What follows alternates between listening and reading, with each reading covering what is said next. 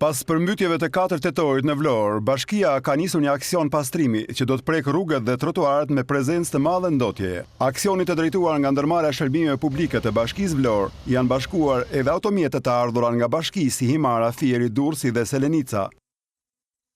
Ne në fakt që nga momenti që është përmbytur Vlora nga rreshtit e 4 tetorit, megjithëse se kemi reaguar në kohë, flas me strukturat tona dhe mbështetjen që patëm më parë, vumë re që edhe pse qyteti po pastrohet për natë dhe gjatë gjithë kohës, prap ka një prezencë pluhuri dhe kjo dihet për shkak të baltës që krijuar nga rreshjet e 4 tetorit. Por sa kaq, kryetari i bashkisë Dredha ngriti edhe një shqetësim sa i përket lënies së mbeturinave jashtë koshave. E pam të udhës që të bëjmë edhe një thirrje për të gjithë të një aksion në gjithë qytetin, në gjithë hartën e qytetit, mirë sa të mundeni, pra sot do të kemi ditë territor.